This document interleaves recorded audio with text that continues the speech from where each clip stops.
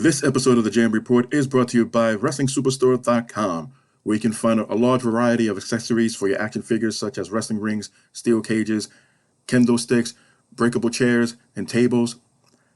Also, a large variety of action figures that you probably won't find anywhere else, such as Chris Candido, Scott Norton, Jim Cornette, New Jack, Mikey Whipwreck, The Sandman, Alex Wright, Nova, and that is just to name a few. There are nearly 50 named wrestler action figures available at Wrestling Superstore that you can only find right there. So head over there and let them know the good old JM sent you.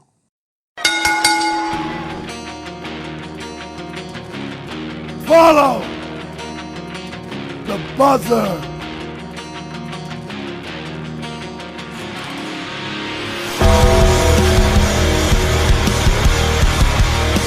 Rest in peace. Woo!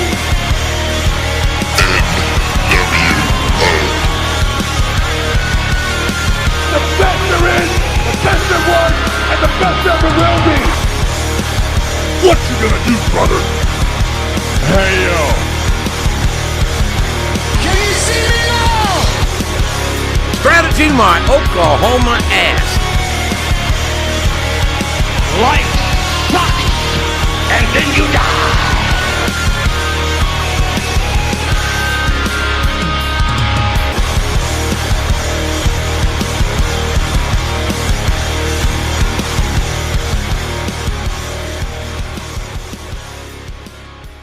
Welcome to the Jam Report. I'm your host, Good Old JM. This is episode 101, coming to you from Tampa, Florida, the birthplace of pro wrestling.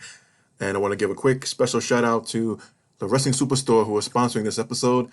If you're looking for great accessories for your wrestling action figures, that is, and retro figures, exclusive wrestling figures such as Shane Douglas, Rocky Morero, Joey Ryan, Francine, Chris Candido, and more, check out WrestlingSuperstore.com, and also check out their sister websites for more exclusive accessories and figures, and find out how you can get your head on an actual action figure from a 6-inch to a 12-inch doll.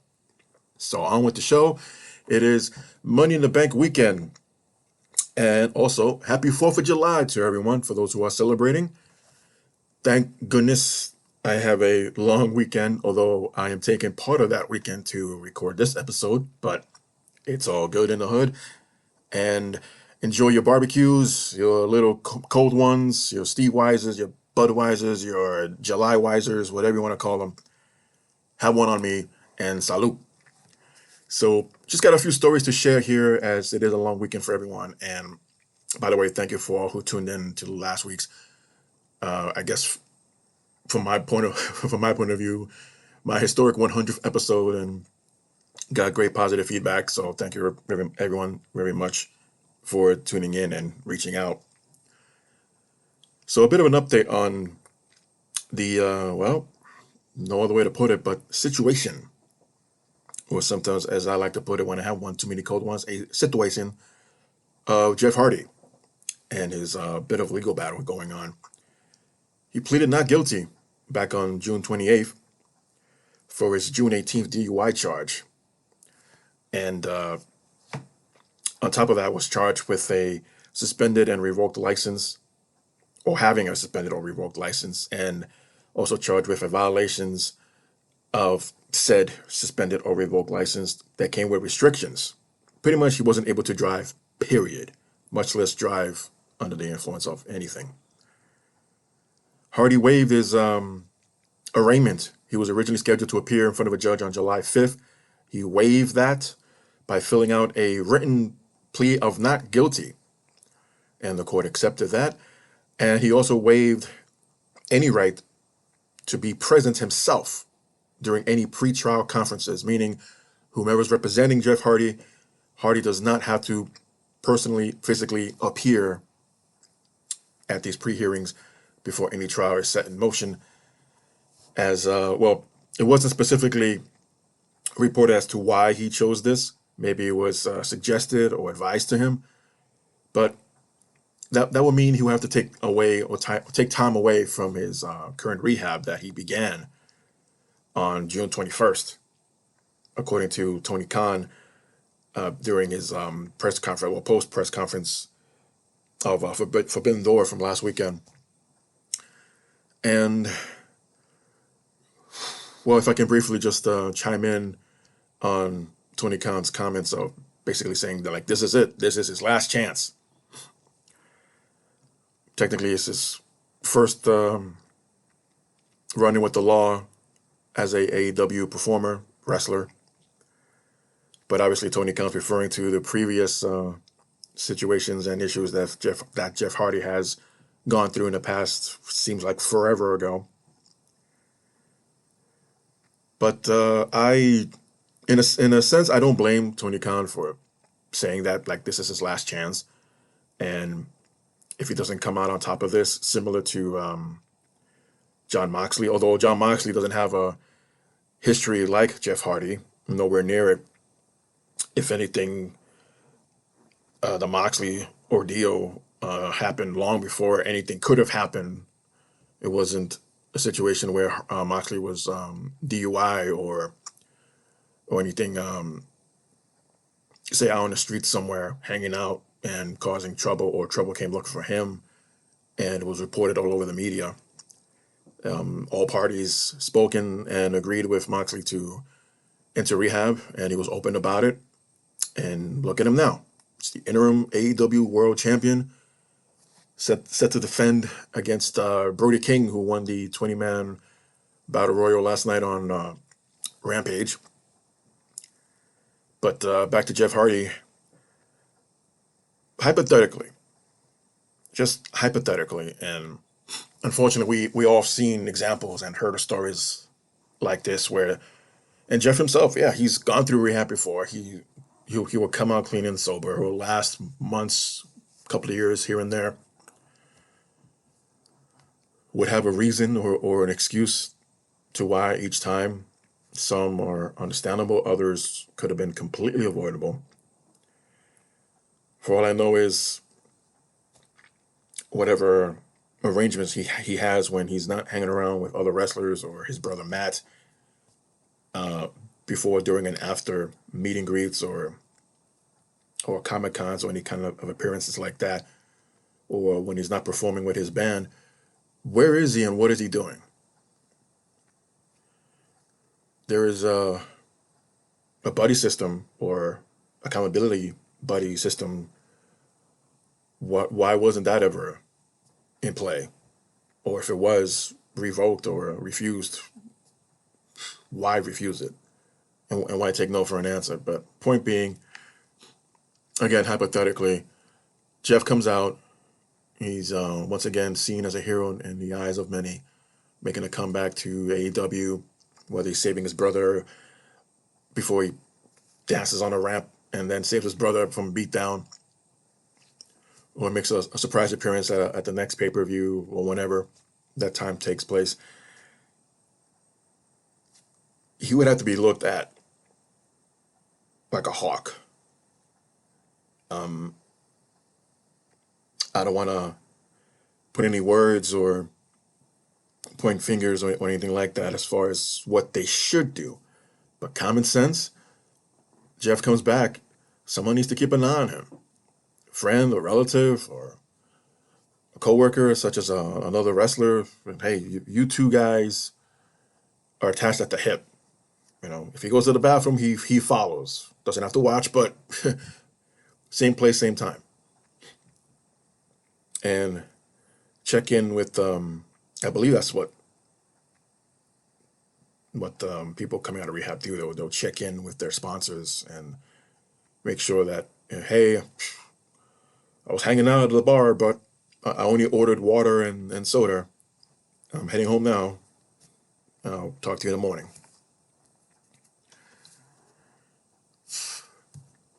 It's not as bad as the Sonny situation. We all know where that is. If I didn't mention it last week, Sonny's in a huge pickle where even her own attorney does not even want to represent her. My best guess is that she's become so frustrating and stubborn with the whole situation, not taking responsibility. And I don't want to get too much into this, but you're being charged with something. You're being told that you've done wrong, and there are witnesses, there are evidence. Everything doesn't have to be on video nowadays. But if such evidence and witnesses be proven from what's being shown, from what's being said, and all fingers point in all directions point back at you as the culprit, you got to take responsibility. If not some, then all of it. And honestly, I'm very, as a fan, I don't know her. Well, I guess you can say I kind of worked with her a couple of times at meet and greet signings in New York in a on non-official capacity, but I don't know if the others would that were there working with her would back me up on that. But regardless, Sunny, yeah, it's fun to talk to. Yes, very flirtatious and always smiling. But once, for lack of a better term, the camera stops rolling, becomes a different person and does what she does at home. Not talking about her OnlyFans site. That's a whole different story. That's a whole different concept. But when it comes to doing whatever you do at home, and then it has to lead to you getting behind the wheel. And got arrested how many times in the past few years? And now there's a person dead for her alleged actions.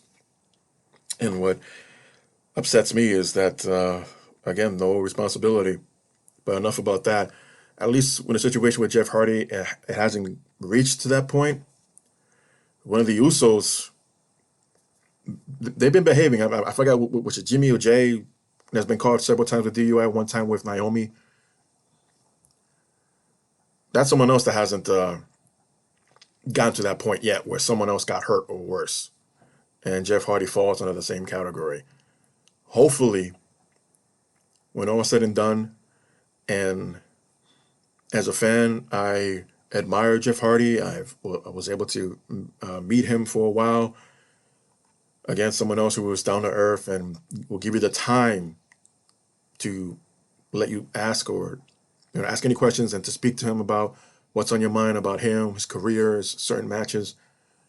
Such a cool guy and someone I always thought I would love to have as a neighbor. And I'm really pulling for Jeff Hardy, not to get too personal with this. If something else follows up afterwards, I don't know. I really don't know. I know I gave up everything on Sunny. With her, it is what it is. Like it, don't like it. Well, thanks for tuning in. And hopefully Jeff can pull through this as it's his last chance. Now, one last thing about that. Okay, last chance for Jeff Hardy. AEW doesn't want him back. WWE is sure as hell not going to take him back for this and the circumstances that he left just a few months ago. Even though they were hanging that carrot about him failing a drug test or refusing to take one. When the results never came back, he had already left. And 3 weeks later, everything was negative. And they went, oh, yeah, they came back negative. Want to be in the Hall of Fame? Yeah, I would have flipped them off too on the way out. And nowhere in there from all the reports I've read about that was there ever an apology offered. So you know what you can do with that Hall of Fame suggestion. Anywho, Kenny Omega. He was on Twitch with with CEO Gaming, and when asked about what's going on, when is he coming back to the ring, and I know there's a mixed bag when it comes to Kenny Omega, when his in-ring work, his outside of the ring persona. For the most part, I do enjoy his work. All of his work, well, not all, but most of his work that I've seen came from New Japan.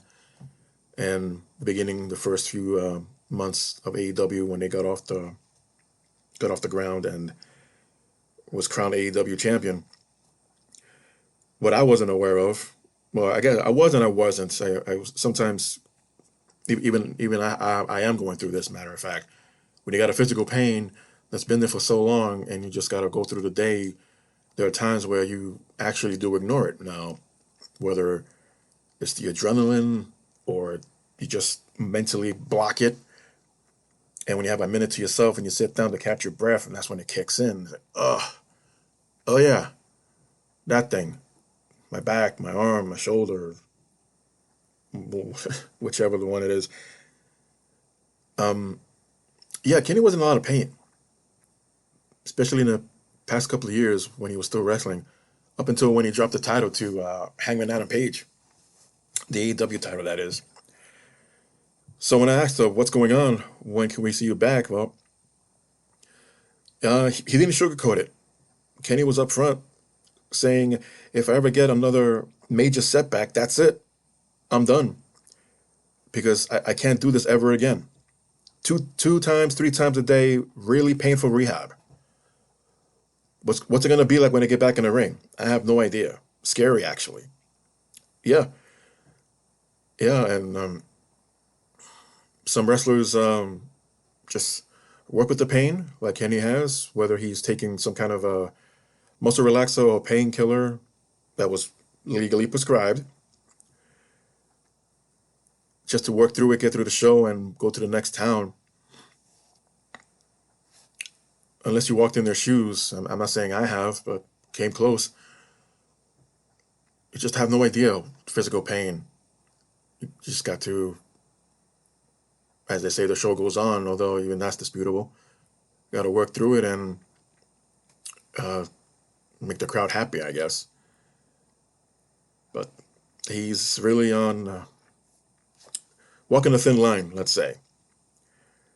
And despite going through numerous surgeries for a shoulder injury, an abdominal hernia, knee surgeries, and dealing with vertigo, he resumed briefly his backstage role for AEW not that long ago, but came to terms and realized that his body just can't take it. Like, no, dude, you can't be traveling as much, walking from point A to point B as much, if you're still in rehab and not clear to even compete physically, much less physically active in his backstage role. Yeah, listen to your body. You gotta listen to your body sometimes, if not all the time. And you haven't done anything for a few months. I think since, I want to say, November 2021. Yeah, it's probably time to not to step down, not to walk away, no, but take the time you need to recover as much as you can.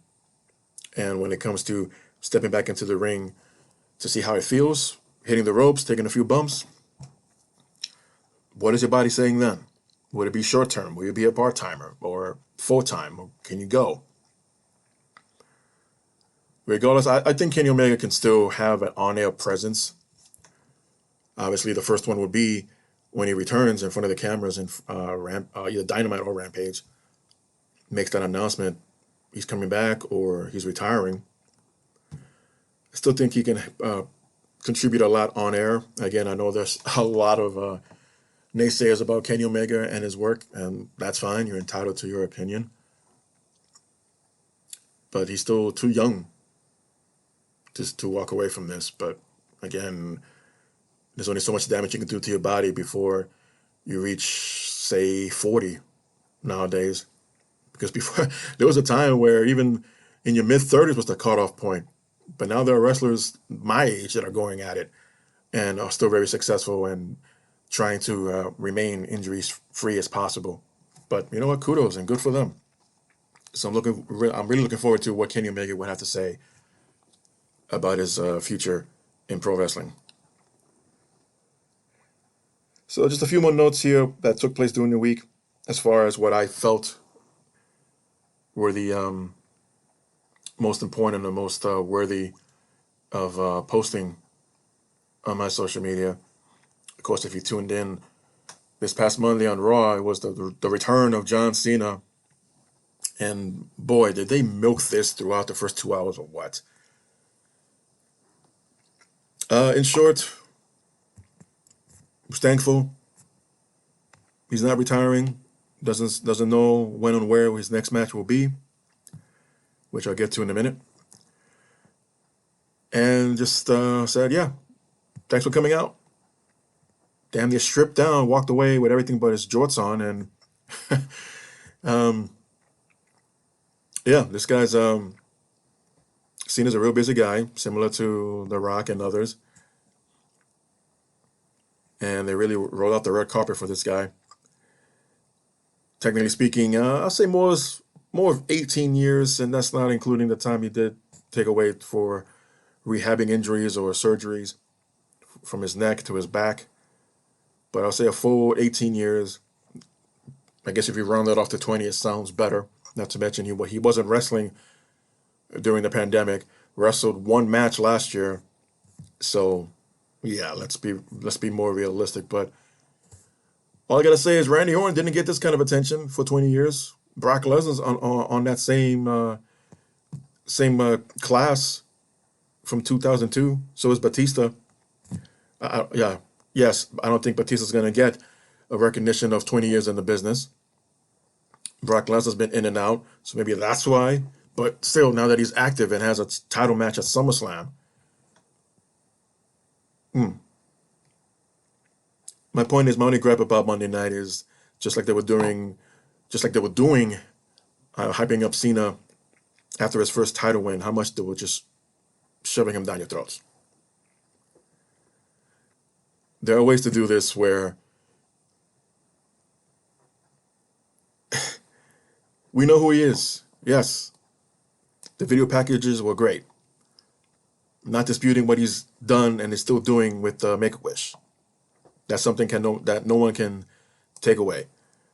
And that's basically what the argument about turning him heel comes from. Well, look how successful he is with a Make-A-Wish, and you make him heel, and make him do what heels will say and do, and from a negative perspective, it's not going to work. There'll be less and less requests for him. Not that heels don't get Make-A-Wish requests, but not to the extent and not to the heights that he has reached with that. So I'm not raining on his parade when it comes to his Make-A-Wish accomplishments. So kudos on that. Do I think he's the greatest of all time? No. If you're telling me because, oh, well, he's outsold Hogan, he's outsold Austin in merchandise. Well, good for him. How does that make him the greatest? I'm wearing his shirt. Yay. Okay. Look, this is just my opinion. If you want to tune in, or tune out, I should say, from this, then fine. But I've trained for briefly, and I'm not saying I'm just as good, like, no, but I trained briefly, and because of circumstances beyond my control, I wasn't able to continue. But for my instructors, and a lot of them were veterans, hell, a couple of them were from the WWE at the time, and this was the early 2000s. And I asked, what does it take, or who do you think to be the greatest, or one of? I look at guys like Bret Hart, Kurt Hennig, Rick Rude. Matter of fact, yeah, he was a big, buff, muscular guy, but he can go. Ricky Steamboat, Randy Savage,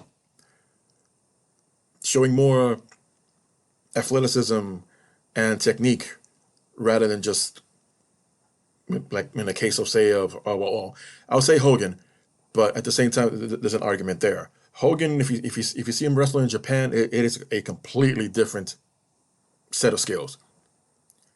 Watch him in America, yeah, he's just the guy cupping the ear, shoulder block, clothesline, chops, elbow, big boot, leg drop. Thanks for coming. In Japan, Hogan can grapple. You just watch from his early 90s. Yeah, he's had a handful of matches in Japan, and the guy can go. The other names I've mentioned is because, well, they're more endurance, and you can get those 20 to 25 minutes, wow, 20 to 25 minutes of nonstop wrestling action. No pun intended. I look at which they don't do much of anymore. Iron Man matches with Ricky Steamboat, Ric Flair, Rick Rude, Bret Hart, and yeah, to an extent, Shawn Michaels. But I guess I'm too old-fashioned. Where if your attitude supersedes your athleticism and your gifts in the ring, it's difficult to still see you as that a-hole that you've been during that run. And because, oh, you're so great in the ring, I'm supposed to ignore that? No. And I'm not going to be dishonest to myself either. So as far as John Cena being the greatest of all time, he is not. Not by a long shot. And he can yell and scream in a microphone all he wants to generate the emotions from the WWE universe. Well, you can speak to them too. Two different things. But, it is what it is. And again, no one can take away what he has accomplished up to this point. Successful TV shows. He's got a few movies coming out. Whether or not he'll cross paths with The Rock in cinemas is still up for grabs. I know a lot of people are hoping for something like that, almost like an Expendables type of a movie where you got wrestlers who are acting now can be in the same movie, which would be interesting, but time will tell. And another thing I came across about the Cena appearance, it didn't generate as much of a ratings number as they hoped. It was barely 2 million, if that. And it's been a while since even WWE has broken that number, but it was enough to chime in and get the viewership up enough in the demo numbers. So quite a success there. And I was confused. I thought this was going to be Monday night after Money in the Bank, but I could have sworn I saw that as when they first announced it, and then they pushed it back a week.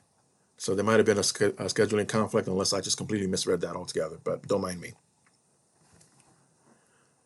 WWE has signed their first ever Cuban-American wrestler, or wrestler in training.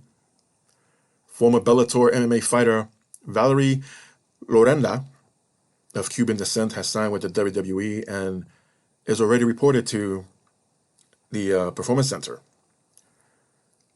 To be honest, I'm not too familiar with her work in the MMA, but has quite a following for other reasons, and just curious to see how they handle this. Everything is stale right now. If you saw last night's SmackDown, the go-home show before Money in the Bank of 2022, horrendous from the women's division and the tag team division. And I don't even know. You know what? If I got some time later on, when I run down the Money in the Bank lineup, I'll see if I can chime in with that. But kudos to Valerie to see are they going to use her as a Ronda Rousey type who has tremendous credibility and a reputation from the MMA world, or someone else with a similar background to Ronda, that being Shayna Baszler, and just water her down because you weren't as popular or aren't look as popular as your friend Ronda Rousey. We'll keep you somewhere in the middle and eventually get back to you when we remember there's a women's, what they call it, evolution, revolution, sumvolution. That's something else that faded away, didn't it? We'll give you that one pay-per-view to acknowledge it, and that's it. Really empowering there. Speaking of women wrestlers, Io Shirai has not signed an extension or a new deal with WWE. Her current contract expires next month, that being August. And I mentioned this on my posts on social media. I thought she had a great showing during her last NXT run. I want to say, was she ever brought up maybe once or twice to SmackDown? Maybe. Probably no. Maybe once, but that could have been just a cameo. But definitely was not given a second thought to be brought up as a full-time main roster member. And she does deserve better. They gave her that gimmick change in NXT. And, like, man, they really dropped the ball with Io Shirai there. And it's really disappointing. Not all roads end with AEW every time a former WWE wrestler has a contract expire or they get terminated and they end up in AEW. This is not the old Monday Night Wars where everyone goes back and forth when there are other options that are probably even better. The schedule is not as hectic as it was before during the 80s, 70s. Oh, Lord. Practically every day you were wrestling. You'd be lucky if you get one day of the week off and ever go home. But Io Shirai, again, deserves better. And I don't know why my phone is stuck on the Instagram page. Okay. No, there we go. Yeah, weird. So, Money in the Bank 2022 takes place tonight, actually. A few championship matches and a couple of Money in the Bank ladder matches. So I'll just run them down in no particular order. I'm not too fond of giving predictions, even though a lot of times what you see on Raw and SmackDown can be very predictable and you know what the outcome's going to be. But, well, I'll give it a shot. As for the Raw Women's Championship, Bianca Belair defends against Carmella. Carmella kind of snuck in here, didn't she? Just recently returned from a honeymoon. And what the hell did she do to build up to a title match? Like, seriously.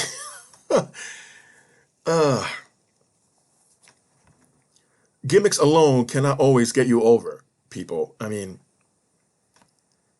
I'll be here all day, but that's just me. But I see Bianca retaining here. In the men's Money in the Bank ladder match, Seth Rollins, Drew McIntyre, Sheamus, Omos, Sami Zayn, Riddle, and as of last night, Madcap Moss, who won a fatal four-way match to enter into the last position for the Money in the Bank men's match. What the hell were they doing on SmackDown? They were interviewing all the participants in the men's Money in the Bank match in the beginning. And then Moss, who else came out? Happy Corbin, Miz. Who the hell was the other guy? Yeah, that's how impactful it was. Before the guys, three that I mentioned, were thrown into a quote-unquote old-fashioned battle royal to help settle the dispute that they were having, all these guys were having, including the guys that were already in the Money in the Bank. For a second, because it wasn't well established and explained properly, I thought that the winner of the the Battle Royal would get the last spot on the Money in the Bank. And it didn't make no sense whatsoever to already have the current participants in the same Battle Royal and possibly win the last spot. But no, it just turns out just to settle a dispute. And Happy Corbin won that.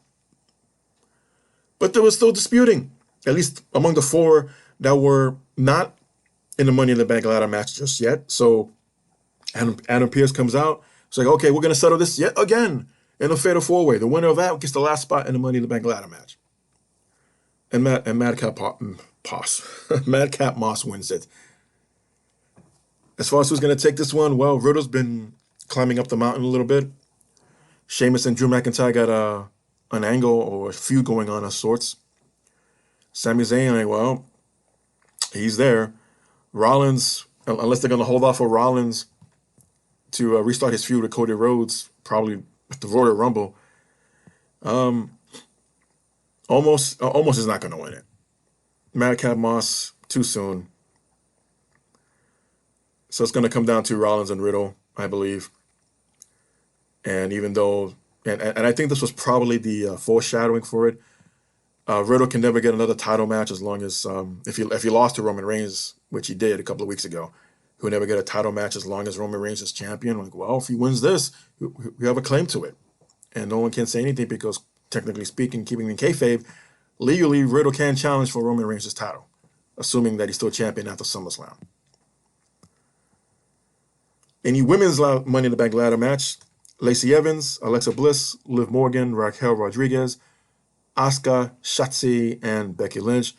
Originally scheduled for the match was Rhea Ripley, but because of a recent concussion and I believe knocked one of her teeth out with her own knee, I saw the replay of that. It looked extremely painful. So Ripley is not medically cleared to wrestle and has to sit this one out. And the Judgment Day is already, it's already been bitten by the injury bug. A lot of popular names in here. Obviously, the favorite is Becky Lynch, but I feel like we've been there, done that one too many times, especially as of late. I would argue about giving someone else a chance, but yeah, but according to WWE, yeah, we listen to the audience. We like no, you don't. No, you don't. Lacey's already won a. Well, Lacey has already challenged Ronda Rousey for a title match if she comes out of a match tonight victory over Natalia, but that would mean Rousey would have to win over Natalia to see that feud get started. I see Alexa and Liv Morgan continuing beginning a feud of sorts, even though they're besties right now, but easily broken up and starting an angle there. Raquel had a brief time in the spotlight when she challenged Ronda Rousey a few weeks ago on SmackDown. Looked very good, I believe. Shotzi's been moving up a bit, I believe. So I say this one will come down between three, either Asuka, Shotzi, or Becky. And if they want to surprise everyone, by all means, yes, bring that surprise and prove me wrong. As I mentioned, Ronda defends her SmackDown Women's title against Natalia. Natalia's the veteran. She's been there the longest from all the women that are on the current main roster. I'm not saying she's stepping down, not that anyone's expressed that feeling. But if the belief is that Natalia's going to eventually come to an end of her run, I would say give her one last title run. But unfortunately, it won't be from defeating Ronda Rousey. And I just don't see Natalia getting over Ronda tonight on Money in the Bank. For the tag team championships, the Usos defend against the Street Profits. We've seen this how many times on Raw already, so the Usos will retain. And finally, the big old exclamation point. Bobby Lashley challenges Theory for the United States Championship.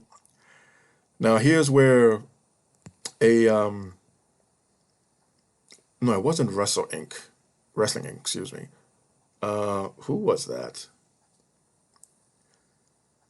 Cage Side Seats reported John Cena has complicated things, especially after his face-to-face on Raw with Theory, where Theory was all in his face about not being the best, about not being the greatest. It's time for a new generation, younger guys, blah, blah, blah. Rumor has it, for SummerSlam, John Cena will challenge Theory for the United States Championship. Here's the thing. I kind of agree and disagree with the report put up by Cage Side. Oh, Cage Seat. Oh, my goodness. These guys. No, let me give them proper respects. Cage Side Seats, yes. I had it tip of my tongue. Where I agree and disagree with their reporting. Did he complicate things, Cena? Yes and no. Even though he did say he won't have one last match, or he's gonna have several. And if the rumor is his next one will be at SummerSlam 1 year later after his last match, how do you keep Theory from retaining the title over Lashley and still keep Lashley looking strong?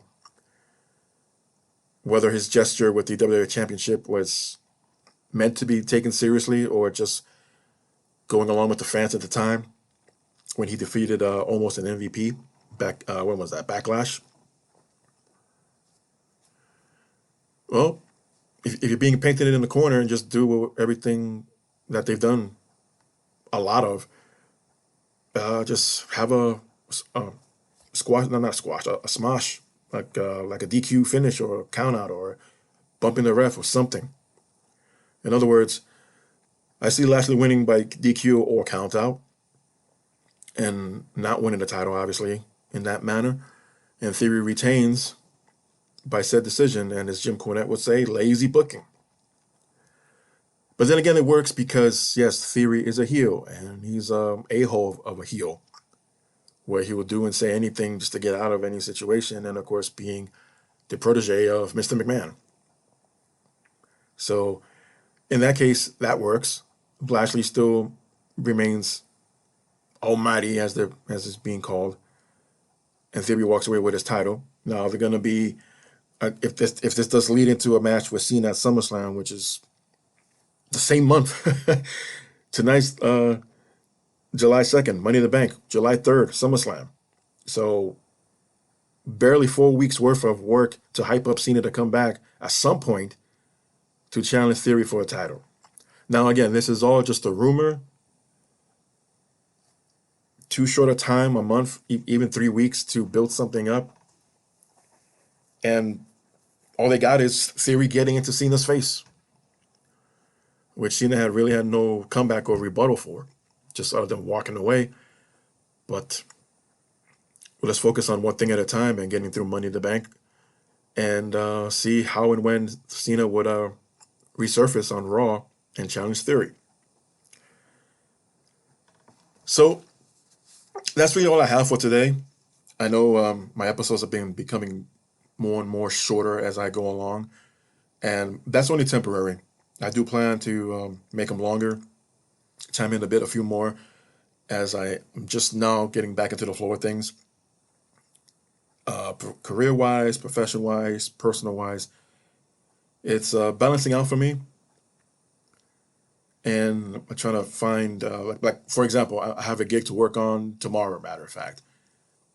And of course, 4th of July, everything, well, not everything, but a lot of places are closed on 4th of July, and gives me a day off. So I welcome those days and times where I could just stay in bed and maybe have one meal and then go back to sleep. But those times are only so far in between. And here's one opportunity that I'm not sure when the next one's going to be. So I'll take it. So with that said, again, I know it's short and to the point, and you're probably expecting other stories. I know there was one out there about The Rock, Dwayne Johnson, finding out he had more step siblings out there.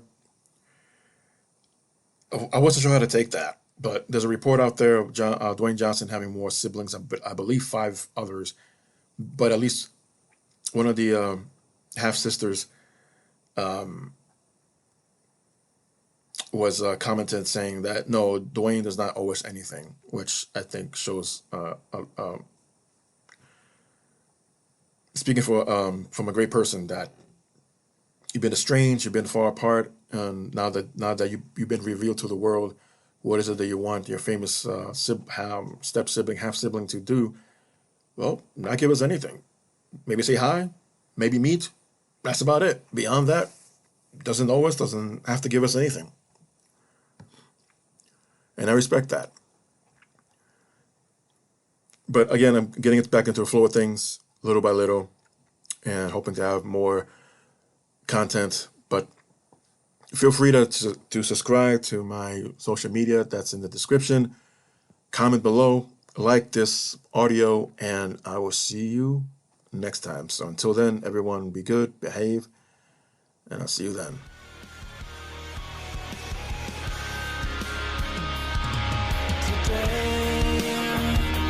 Found the strength to open my eyes, leave it all behind. So open your mind and realize that your beautiful world could take my life.